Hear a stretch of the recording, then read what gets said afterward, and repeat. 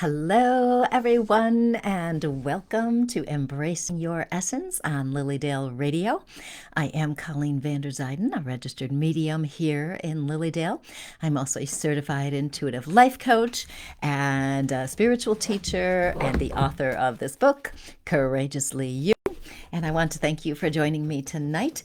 Every week on this show, I talk about something that will help you live in your power. I talk about things that will help you handle problems. I talk about things that will help you become your best self so you can live your most ideal, awesome life. And as you are joining in, please do say hello. Hello, Dale. And as I said, I am here to help you. So every Tuesday, some topic pops into my head and we will talk about it. Tonight, we are going to be talking about the gift of toxic people.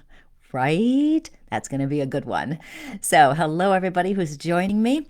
So some details as you're joining in. We've got lilydaleassembly.org. This is where you are going to find out about everything that is happening in Lilydale. Our summer season is fast approaching, and we have lots of things happening in the summer. This is when we do have 30,000 people come visit us every summer here. We have workshops here. We have outdoor mediumship services. We have all sorts of things. I did do a radio show on that last week. So if you want to know more about Lilydale, you can find it on the top of my page here, Colleen Vanderzijden, Medium and Intuitive Life Coach. Just go to videos and you'll see my show from last week where I talked about how you can get the most out of your visit here in Lilydale. So you can also contact Lilydale to get the program book. This lists everything that's happening this summer. And it's amazing. Everything you could possibly need is in there. So you'll want to do that. Let me just say hello to people as they're coming on. Hi, Jeannie. Nice to see you. Hi, Sherry. Hi, Debbie. And let's see, what else do we need to know? For those of you who don't know me, again, I'm Colleen Vanderzijden. I'm a medium here, and I do this show every Tuesday and talk about all sorts of fun things. And this is important. This is my 200th radio show for Lilydale Assembly. Exactly 200. Isn't that amazing? I've been doing it for, 7 years, something like that. So it's fun to do this every week and chat. Hi, Jan. Nice to see you. And hi, Jean. Good. So let's see. What are we going to talk about? So let's talk about when we experience toxic people. You know how it goes. Our typical reaction is usually irritation. We're complaining. We might be hurt, upset. Our energy gets drained. We can feel so tired and depleted. And when we know we're going to interact with toxic people, we tend to dread it.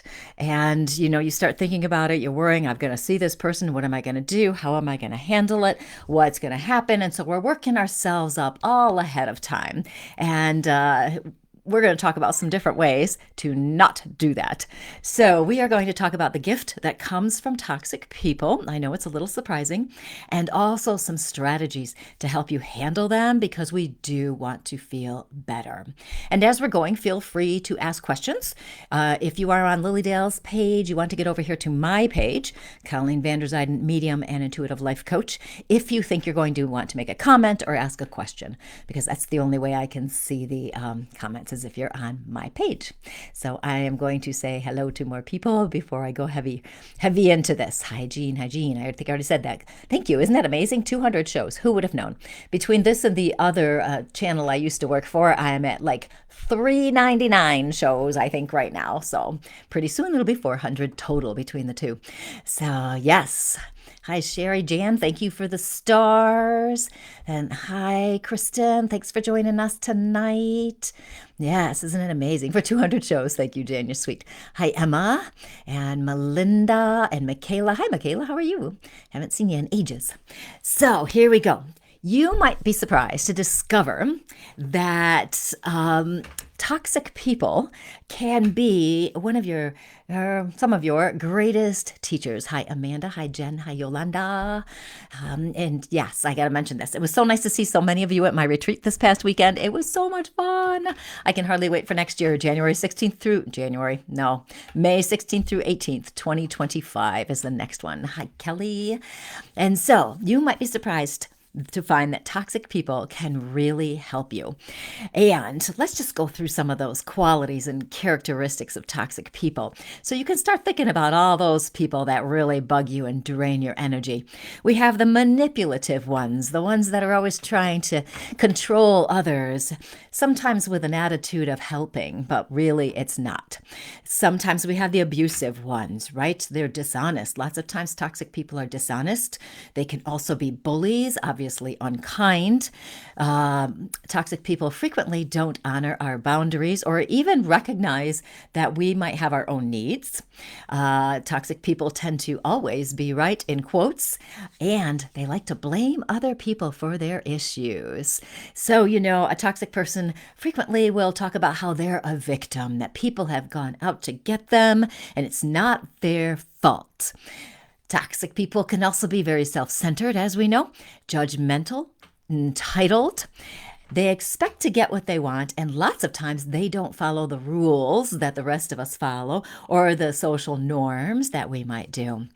Frequently, they're big takers. They take advantage of people and want you to drop everything so you can go do whatever it is they want to get done. Usually quite an inequitable relationship. Can you relate to that? Got any toxic people in your life? I know many of us have. And we also have, of course, the narcissists who are very much, shall I say, attracted to empaths. And I know that many of my followers here and many people now are empaths. And we are very sensitive people. Empaths tend to be people who want to help and look for the good in people. Can you relate to that too? Isn't it amazing? So now here's the thing. Empaths and narcissists, it's like a magnet. It just comes right together. So if you, hi Stephanie, Yolanda, I divorced one. Yay! That you divorced. It's so interesting how empaths and narcissists do this, right? And when we as empaths or people who aren't empaths, we meet a narcissist, it's usually really interesting because they put on this certain kind of personality. And the empaths, being very open and very trusting, tend to believe, hi Cindy, tend to believe that this person is who they appear to be. And lots of times we get into this relationship, frequently a romantic relationship, but we can also have empath narcissistic relationships, with our parents, our siblings, even good friends. That can happen too. Hi, Zena. Kelly Marie says, they keep finding me. Well, so maybe some of the things I'm going to talk about tonight will help. Hi, Linda. Nice to see you. And maybe that will help so you can protect your energy so that when these narcissists show up, you can recognize them sooner. And avoid the relationship. So these narcissists, I had a narcissist relationship a while ago. And it's so interesting when I think back on that time because it was that kind of feeling of, you found somebody and they seem so nice and so supportive and so attentive. And then as time goes on, you can only hold a false persona for so long. And eventually the real version came out. And it turned out it was always my fault when things went wrong. I was always getting blamed. And what ended up happening for me is that I ended up losing myself. You guys who have been in a narcissistic relationship, you will probably relate to what I'm about to say. It's kind of like you're in the twilight zone. You don't even know what's true anymore. And we end up doubting ourselves and questioning ourselves and thinking, what do I do differently? There's obviously something I'm doing wrong because he keeps telling me I'm doing something wrong. And as I lost more of myself and my connection to myself, I obviously wasn't listening to what I knew was true. I knew it wasn't working, but I kept talking myself out of my truth. Right? I didn't want to make the hard decision. I then started doing excuses. Well, he's having a bad day or he's not feeling well and all sorts of other things like this. Then I did what so many of us do, which is if this happens one more time, then I'm out, right? And then we don't follow through. So, have you ever done that? Any of these sound familiar to you? Linda says, then they play games. Absolutely. They turn the tables on you, gaslighting. It is so gaslighting. Way back then, when I was in that relationship, I didn't even know what gaslighting was. And then I saw it somewhere and I'm going, oh my gosh, no wonder I had no clue what was going on. And so it's amazing, isn't it? Hi, Pam. It's amazing. Now, what ends up happening is we feel confused and we're really unsure of what we're supposed to do next. So we can be forewarned, and forearmed. I don't know if that's a word. So we can be prepared. So when we meet the next toxic person, or if we're in a relationship now, friend, family, partner, etc., what we can do. So first thing I'm going to talk about is the recognizing, and I know you know this, but I'm going to say it anyway, just in case this is new for some people, that when we're around people who drain us, where we truly feel like our life force has been sucked out of us and we're confused and irritated, it's because we are around a toxic person. Lots of times they're not thinking to themselves and going, oh, I'm going to drain their energy. I'm a jerk. They don't know it. Okay, so it's just the way it is, right? Yeah, Linda says, must have been something you did. You do this all the time. You bring this drama on yourself, they say, which is right. I don't know about that. Hi, Linda from Hudson Falls. Say hi to Mom for me. So when we have those feelings, definitely we do want to look at ourselves and see if we are contributing. However, you'll probably recognize it's not you, unless you are a narcissist and toxic person. But if you are, you're probably not watching my show tonight.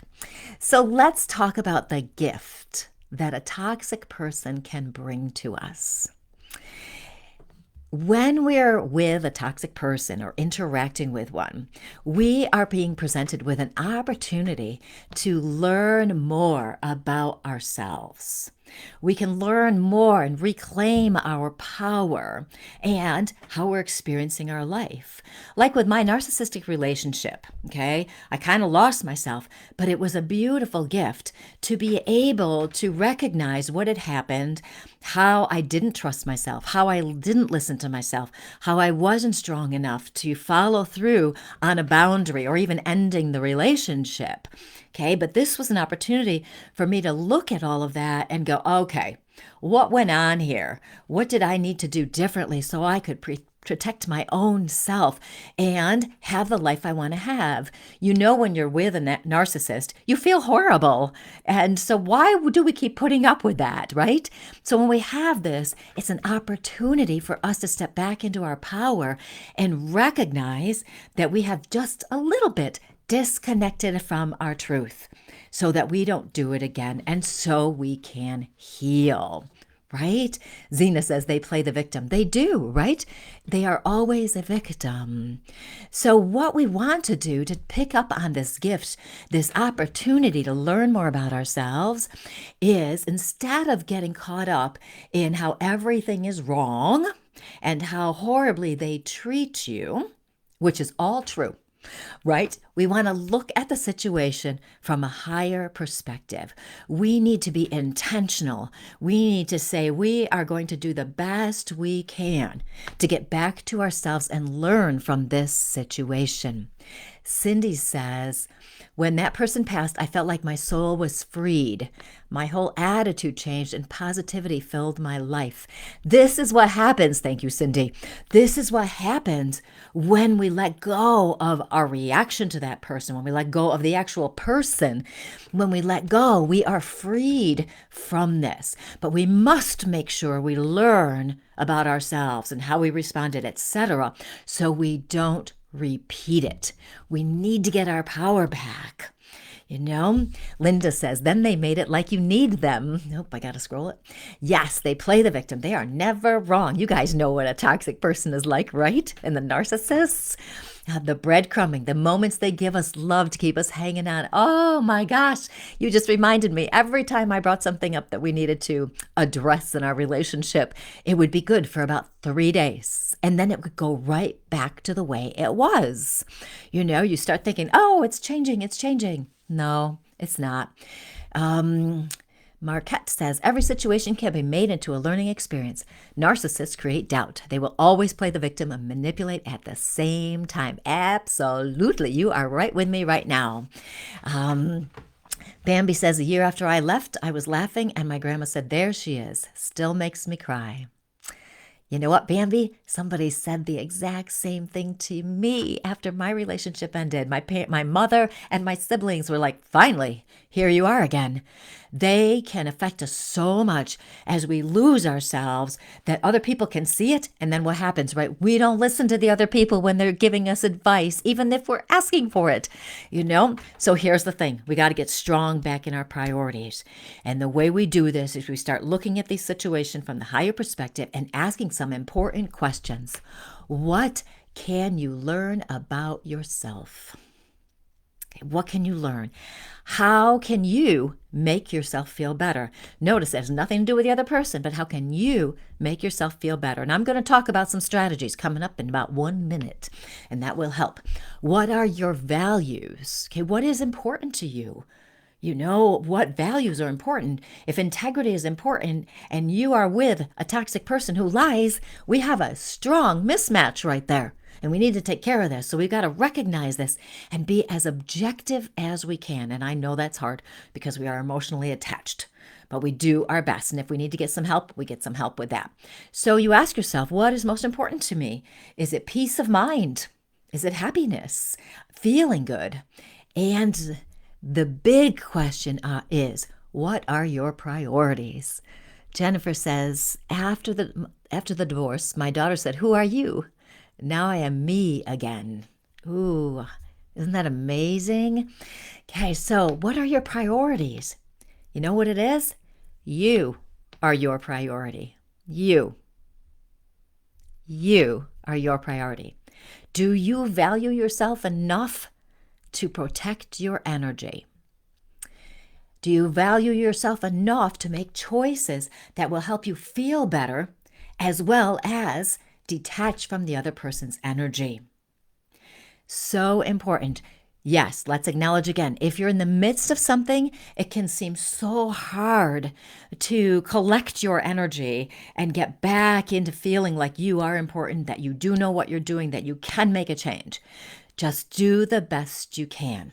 Okay, do the best you can.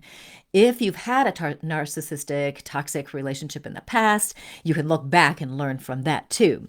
So now some mind shifts that we want to talk about, things that are going to help you. We'll do some mind shift. We'll go some new thoughts, a couple energetic things to help protect yourself if you're having to deal with narcissists or toxic people now. So the things I'm going to talk about are going to help you handle these people. And also, as you contemplate them or implement them, you will learn more about yourself. And as you start doing these things, your power will come back and it becomes easier to handle them. Okay?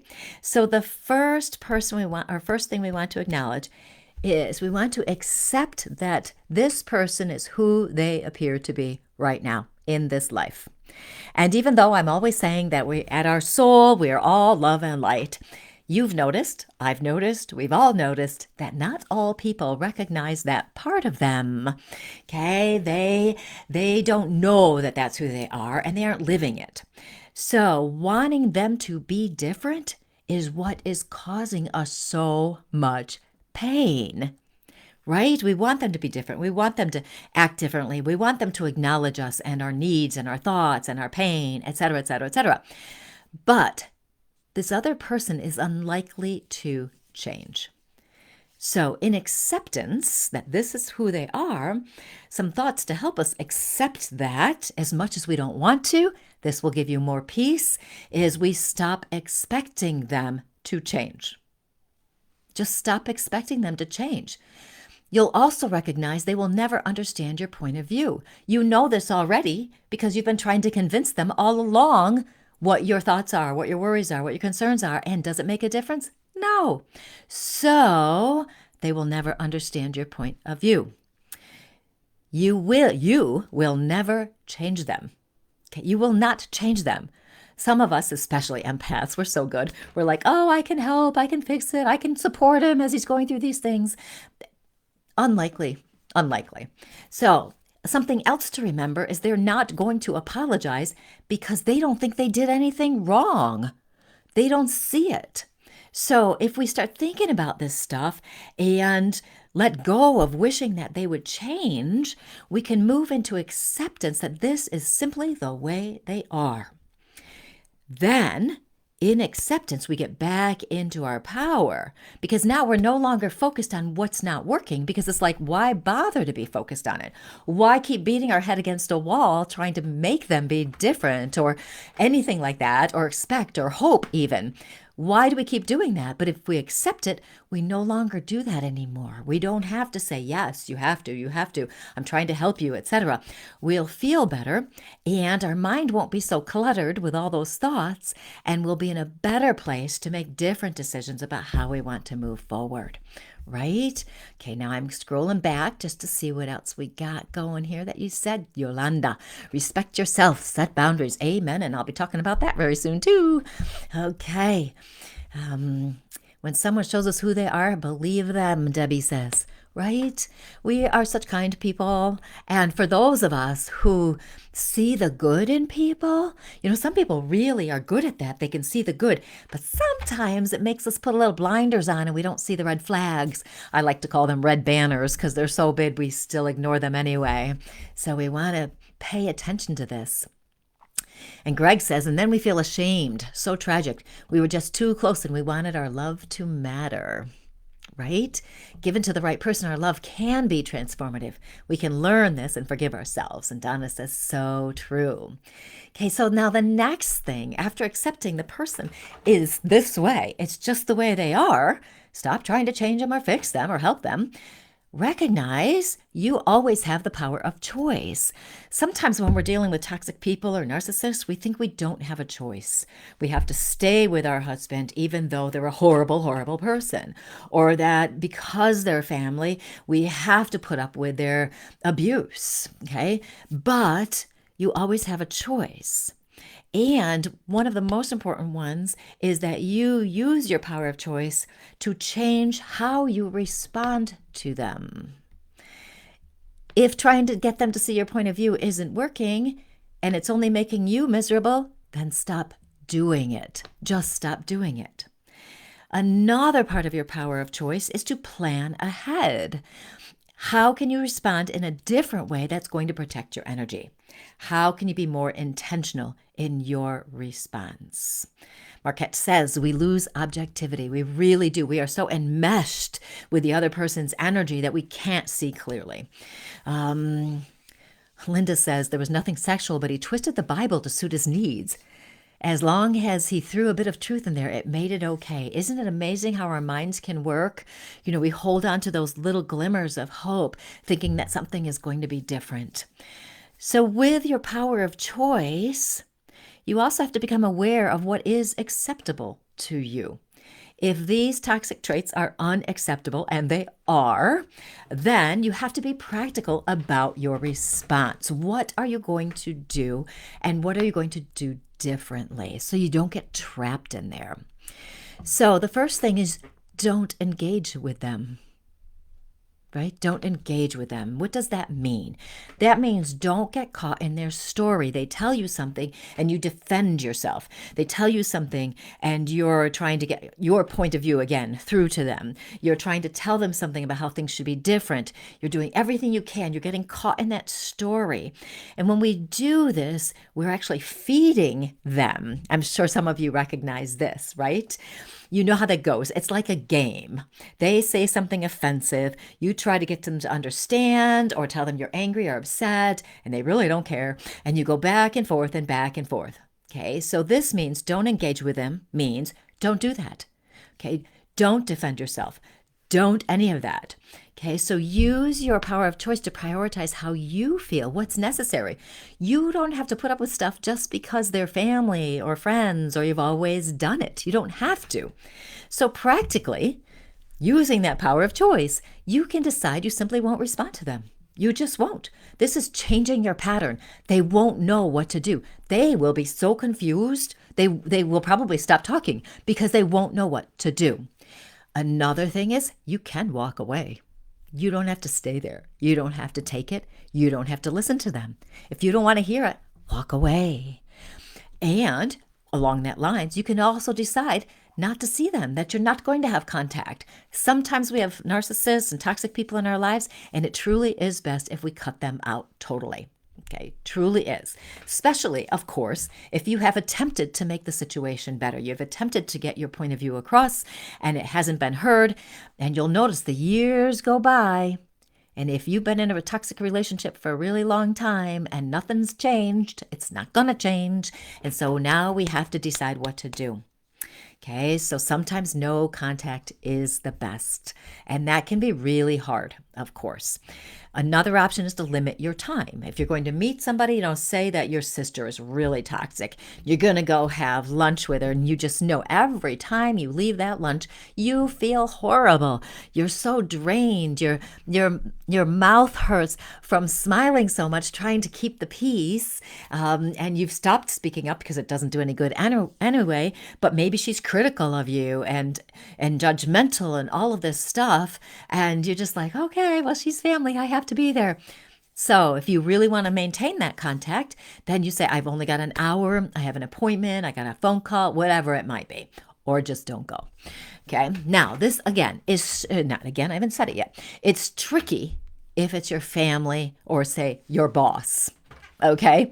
And it may not be possible at this time or even desired to never see someone again, or it could be very difficult to limit your time and you love your family or it's not feasible yet to quit your job and go to a different place.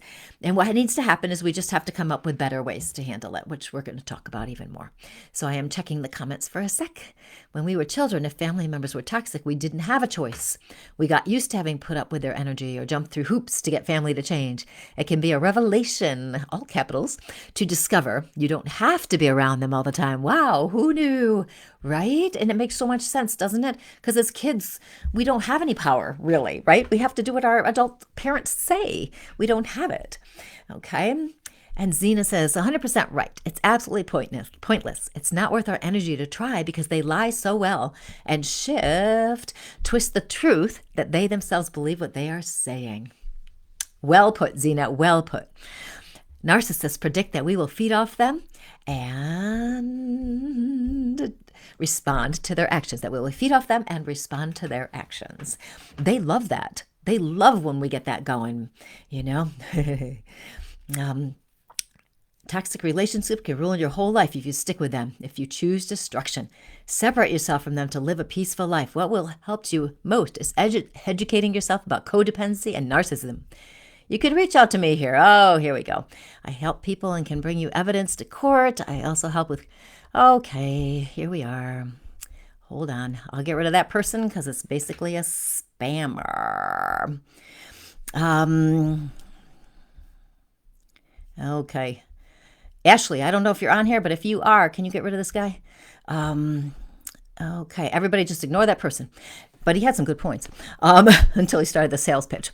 So, Jenna, holy synchronicity. I'm married to one and I don't know how to leave and can't really leave. We have 4 kids and he supports me.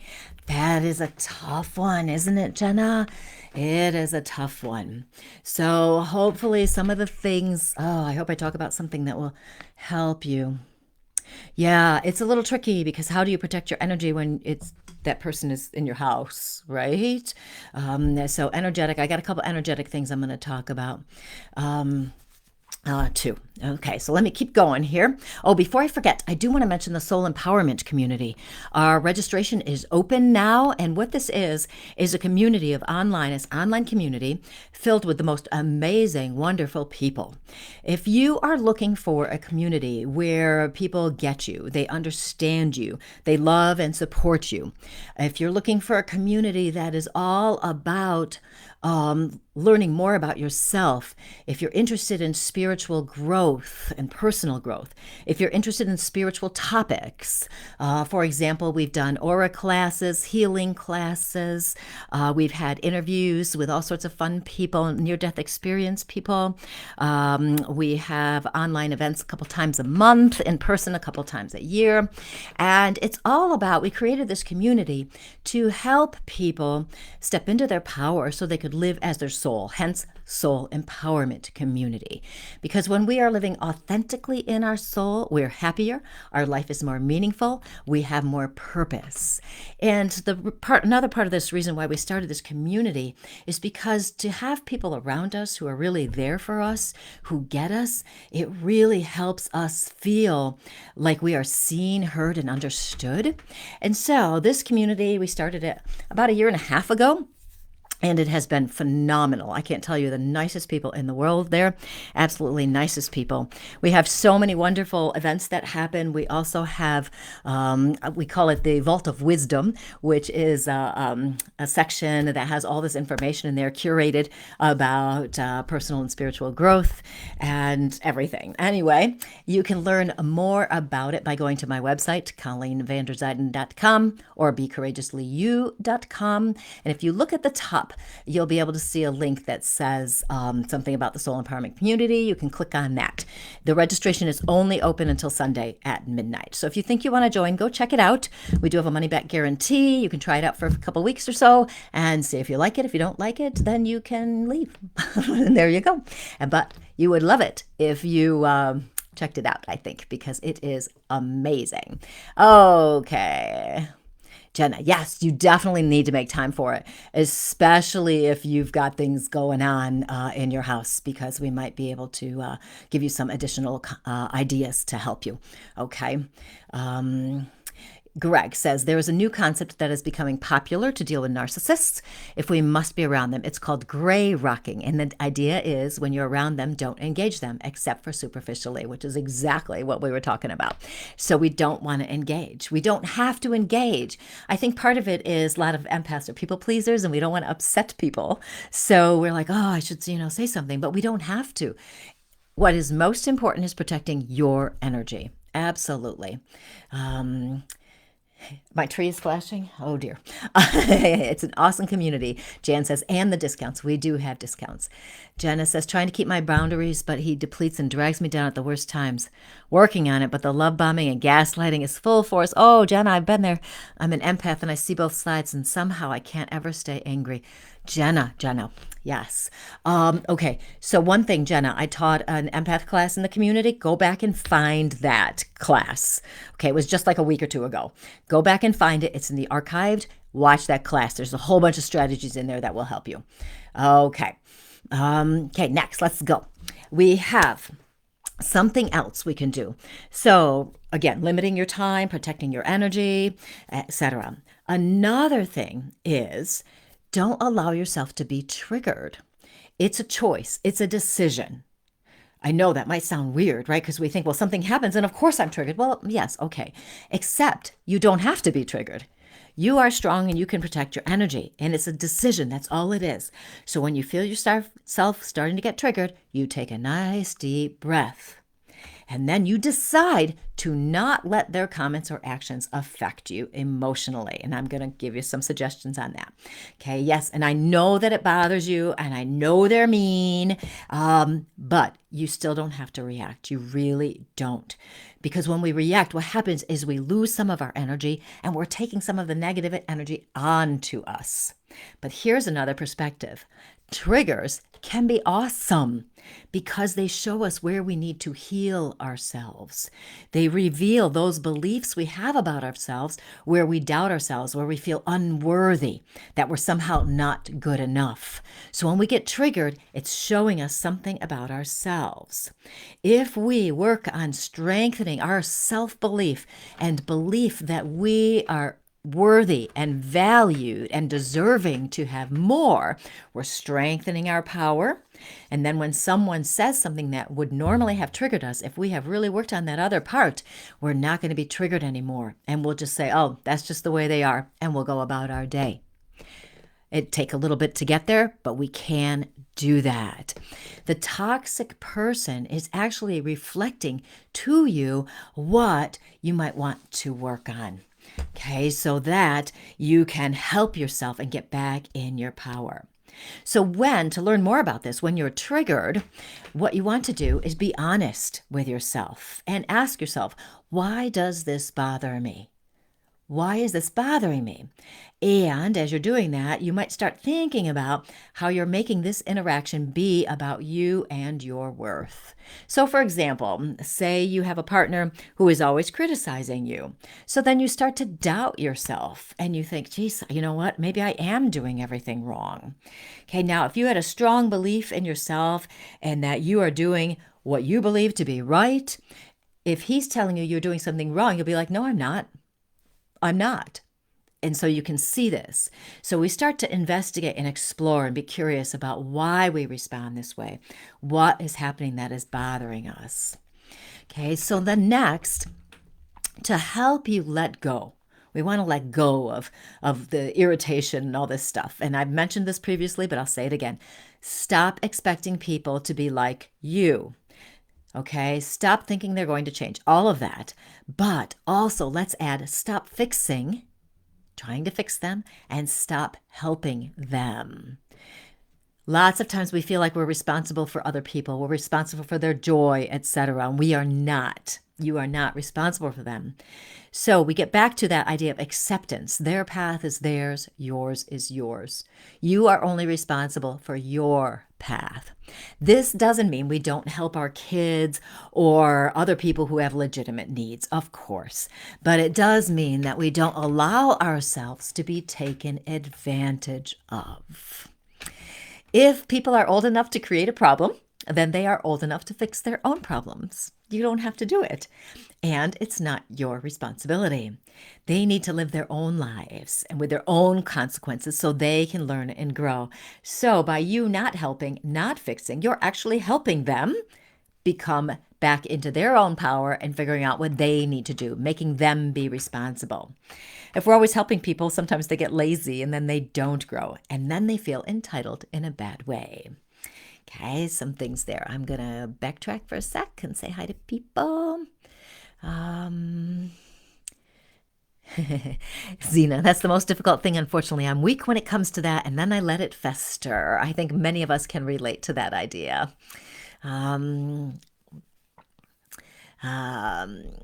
Okay, let's get back to this. So we talked about letting go some things by changing our mindset, not expecting them to be like us. I can't tell you how many times I've had some of my coaching people say, but something happened and I thought they would respond like I would. I would never do what they did. Well, here's a perfect example of how we are not the same, right? So we just accept them the way they are. So another thing to help us feel better is to shift our perspective about the toxic person. We already know they're jerks, right? So we want to shift the perspective about this and start contemplating why they are the way they are. It could be that they have a legitimate personality disorder, right? Maybe they have a personality disorder and they will never change for sure. And if so, get away. The next thing you might consider is, could they be insecure? And their toxic traits are a misguided attempt to hide that insecurity, or make themselves feel safer, right? If so, we can start thinking, how might we respond if it's based in insecurity, right? And they're just trying to protect themselves in some weird way.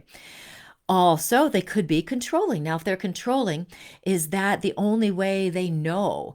They just don't know better.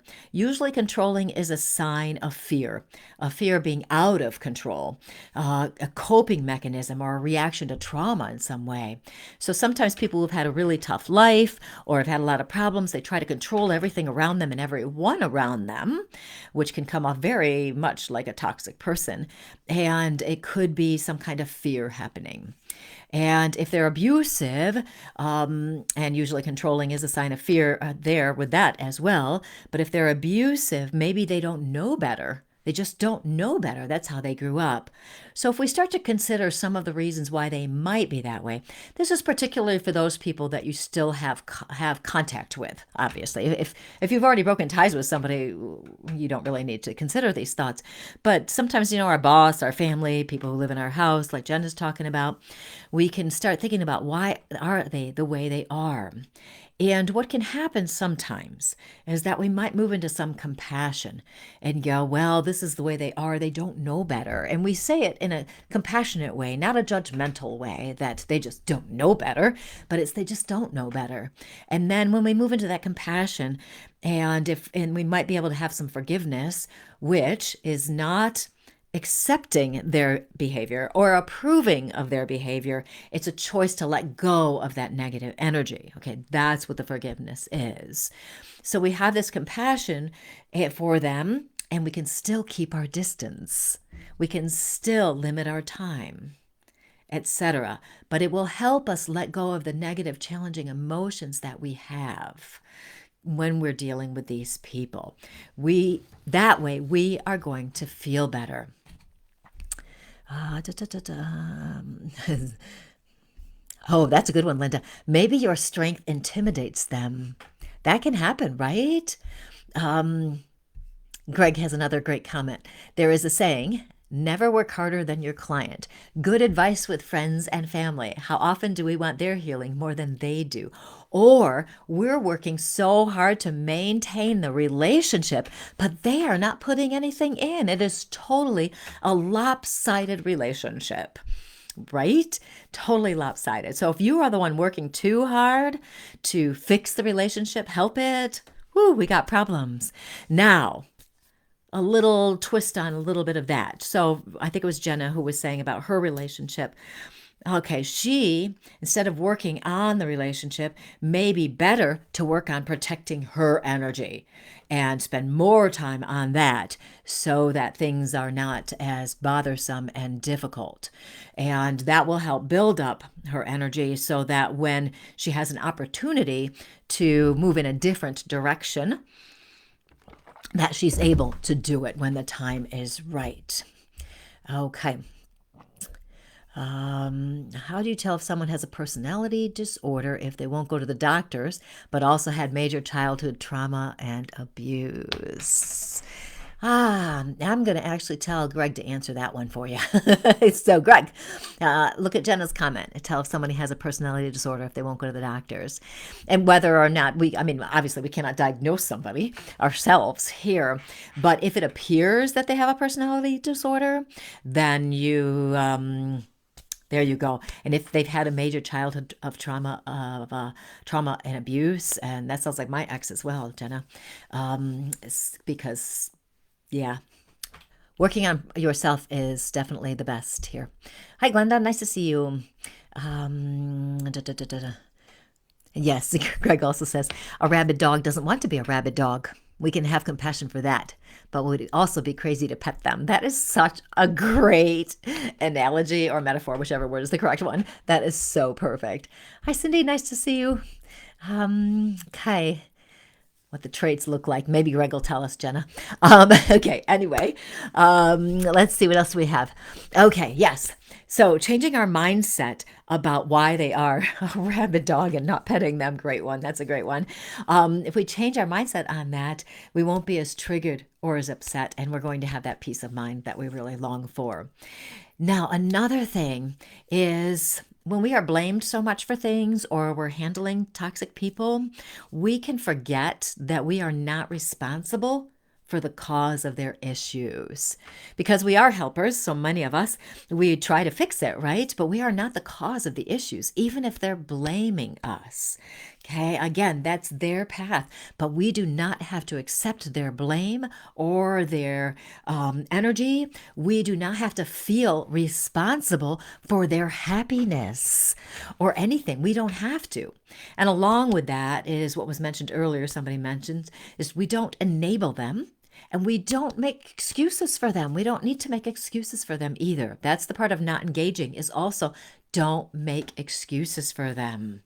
Smooth it over with other people. Don't do that. Just let them fall down their own hole by themselves. Okay, next we have the big one. You notice I saved it for later. Boundaries. Boundaries. We all know this. I always tell people it's okay to set them after the fact, that something happens and you recognize, you know what, that was really bad. This really bothers me. That's a boundary now. Here's the problem, though, is sometimes because we've been manipulated so long, or we've lost our power dealing with all of this, it can be hard to set them and stay with them.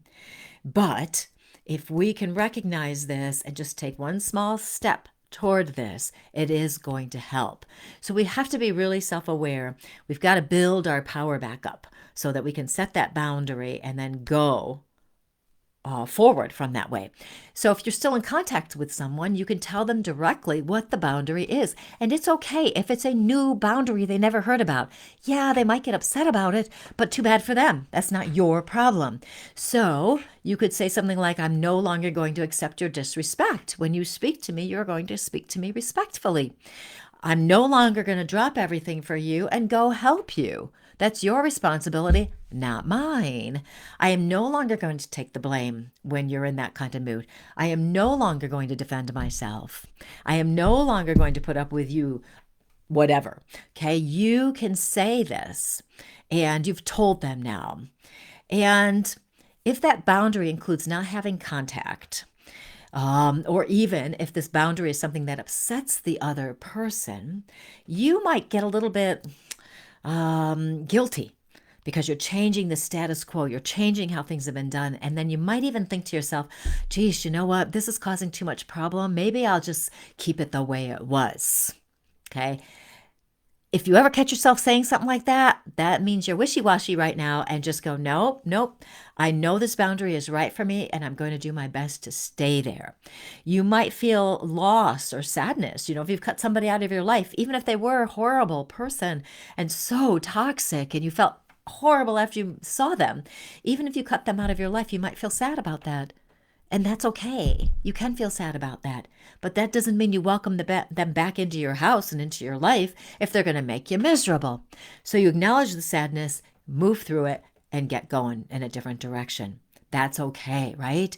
So what will happen eventually, even if you have some of that sadness, is that you will move into relief. And you'll go, wow, my life is so much better without that person in there. I don't have to have my guard up all the time. I'm not walking on eggshells anymore. Okay? You can go that way.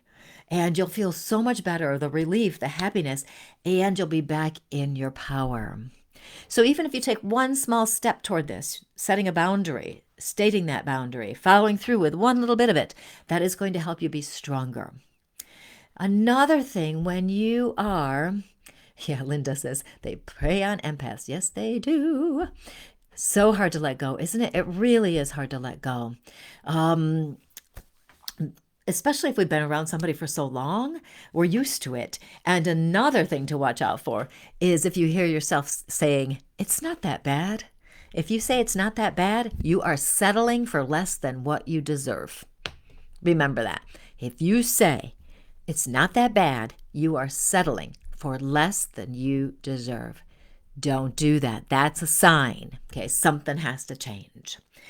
Some more thoughts on this. I just got 3 more little things. Oh, look, I'm not going to go too overtime at all. Don't share your dreams and goals with a toxic person. They're already critical, judgmental, manipulative, taking advantage of you. Don't really want to hear about your dreams and goals anyway. But don't share those dreams and goals with somebody who's toxic, because they could become ammunition for attacks or criticism. They might be like, well, you're so stupid, you'll never be able to do that, right? And now they've shut down your dream and goal, and now you're going to feel as though you can't go do it. So don't share it. Keep everything superficial. Don't go deep with a toxic person. Just don't. Okay, talk about the weather or something. Don't do it. It's protecting your energy. You do not have to tell everyone around you how you're feeling. Be discerning in how you use your energy. The next thing that can help you in dealing with a toxic person, particularly if you have people around you currently who are toxic, is to, and you've heard me say this before, set your intention in the morning. How do you want your day to go? If you know you're going to interact with a toxic person, you could create an energy bubble around you. I always like to put my arms out and kind of make this space around me as mine. In this space, I am perfectly safe. Only positive energies will enter my space. This sets a boundary, an energetic boundary around you. It's also helping you set a mental boundary too. You're putting into practice how you want your day to go. You're deciding how you want your day to go. Doing this every day and regularly doing this will help you get stronger. It will build your energy up. That way, when someone is nasty to you, you'll be able to handle it better. Now, of course, there are days where we are tired. We're just tired. It's been a long day. We've had a lot of stuff happen or whatever, and our energy is drained out. And then if we have an encounter with a toxic person, it can trigger us and all this stuff. So being self-aware is so important. We have to be aware of how we're feeling. Okay, we have to check in with ourselves and say, okay, does this make sense? Am I doing what is right for me? Check in with myself. And if I know that my energy is weak and I don't think I can hold my own, then I'll do my best to go someplace else. Maybe I'll go shopping instead of handling that energy today. Maybe I'll take a walk instead of doing that because I know I might fall into it and just get more upset. So we have to be self-aware. Doing an energy bubble and setting an intention is definitely going to help. Let's see. Another thing you can do. It's an energetic strategy when you're in the midst of a narcissistic or toxic event. Okay, two things you can do. One is you can put your hand on your heart, and this would be a physical reminder to move into a loving response. Okay, a loving response is for yourself as well as toward others. What is the most loving response? But your priority is you, not the other person. Okay, so this is really the priority for you. So if something's happening, you put your hand on your heart and then remind you that you have to love yourself. You have to take care of your energy. The other place you can touch is right above your third chakra, is right above your belly button area. This is your personal power energy center. And when you touch that, that strengthens your power. You put the intention in that when I touch this, it strengthens my power. So you could be having a conversation with a colleague and they're being toxic and you can feel your energy draining. You might just put your hand right there on your stomach as you're talking to them, but don't pay too much attention to what they're saying. And you can intend like, okay, my power is here. My power is here. I am in my power. Or you can touch your heart and go, my most loving response is to say, oh, excuse me, I have to go back to my office. I have a phone call I have to make. We'll discuss this another time, and walk away, right? So what is best for you? How can you show love to yourself? That's your heart space and your personal power space right above your belly button. And that's the spot you want to go to. You can do this when you're triggered, when you're upset. It will remind you, this simple touch will remind you that you have a choice and that you are strong enough to follow through. Okay, next. Oh my goodness, Jenna, yes, 19 years, and my father is one too. Oh, and my mother is that it's not that bad, right? It's really hard. And part of it too is so many of us were brought up to believe, especially the older generations, when you make a commitment to somebody, you stay married, even if they are abusive or toxic or a narcissist or were miserable. And sometimes people will do I've got to stay there for the kids or whatever. And legitimately, that may be the case, right? Okay. But we have to do the best we can to protect our energy. Okay, one of my teachers in college said if you say it's not that bad, you are in a codependent relationship. And yes, it is that bad, right? It's amazing, isn't it, how we can get caught in this stuff. Let's see, Greg, it can be powerful to remember that the horrible pain of engaging a toxic person can go on and on. It's painful to leave, to be sure, but you will heal and that pain will eventually resolve. We've heard several people comment tonight that they got their life back. And with my old ex-relationship there, that was the case. And I have to tell you guys, honestly, it took me quite some time to get back to myself.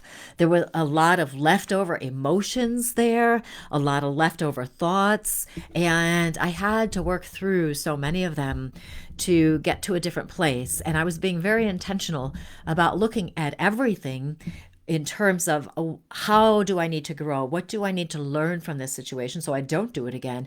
What can I learn about this so that I can get back in my power? And I was very intentional about it. And some of the things in my book, Courageously You, some of the strategies that are in there are strategies that came out of that relationship where I used them to help me process things, let go of things, and move forward. And I can also honestly tell you that having done that work, being honest with myself and making a point of getting back into my power and believing in myself, my life is a million times better than it was. So much more. I'm so much more happier. And also, I'm really grateful for that relationship. You know, the gift in it is that I learned so much about myself, but also, I learned so much about the narcissist, toxic, empath relationships and the strategies to help people improve their lives, let go of these relationships, protect their energy when they're in them. Okay, so I learned so much from that, and you can too. If you haven't already, you will. And it's coming, and you will do it. All you have to do is make a commitment to yourself to learn as much as you can from that situation. And if you do need some support, check my book out, Courageously You, because there's so many magical mind games, I call them, strategies in there that will help you get back into your power so you can live in your authenticity. Because our goal is always to live in our authenticity as to who we truly are at our soul level, which is love, which is light, which is a beautiful, beautiful energy that we all have within. And all of you who are watching and listening, you understand what I'm talking about. Okay, the other toxic people may not quite understand what I'm talking about, but you understand that, and we want to live from that perspective. When we live from our soul's truth, we are happier, we have more joy, our lives are more meaningful, and we have more purpose. Isn't that amazing? And you can also get support for this from our soul empowerment community, because these are topics that we talk about all the time in there. How to live in your truth, how to be happier, how to let go of painful things. These are things we talk about, as well as, of course, our spiritual growth. So when you, not if, but when you take care of protecting your energy, and when, if it is necessary to leave a toxic relationship and set it aside, you can be strong enough to do this. Okay, I had a little speech go on there for a sec. Okay. Let's see.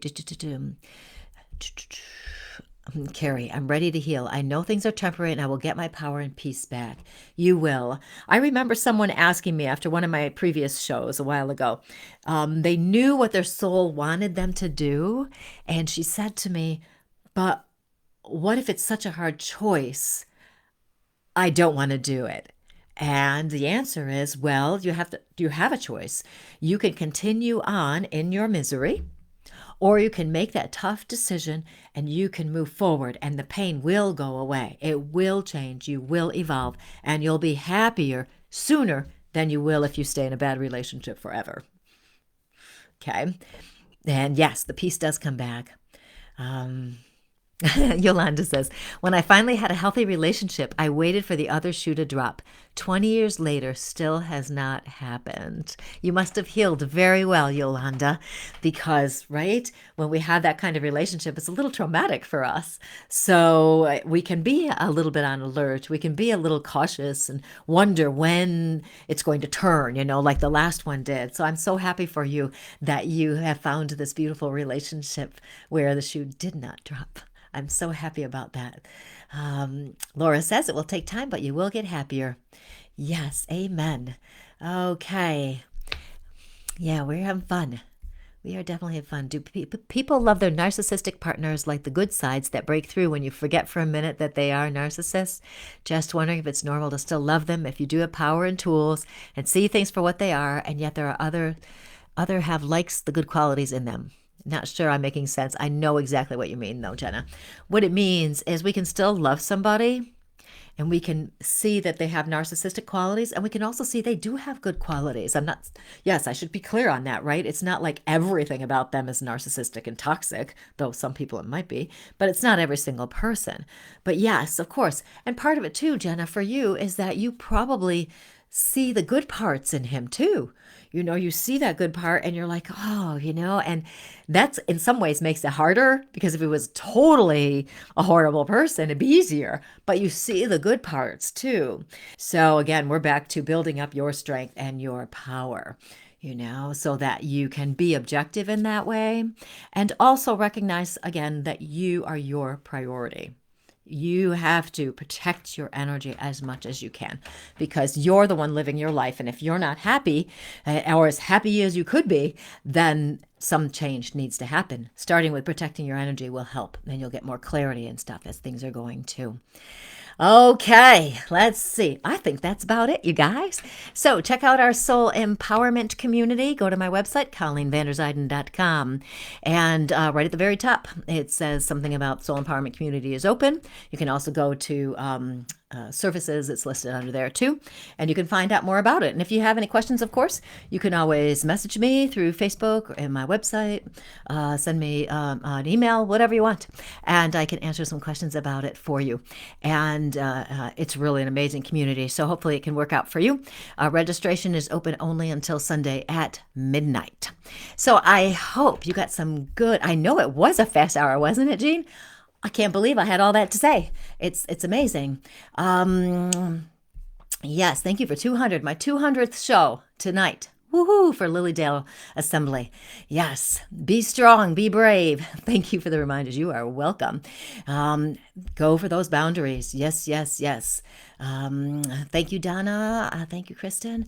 Thank you all for watching tonight. I am so happy that you were here with me today. I will not be here next week because I am having a medical procedure, and you will not want to be talking to me on Tuesday night, because with any luck, I'll still be a little out of it. So anyway, I will not be here next week, Tuesday, but I will see you the following week. You guys have the most amazing couple of weeks, and definitely let me know how you're doing, and let me know what you're doing about your life. And if you've got any other questions about how to break free, I might have some more suggestions for you. Who knows? You guys have a wonderful time, and I will see you next time. Bye.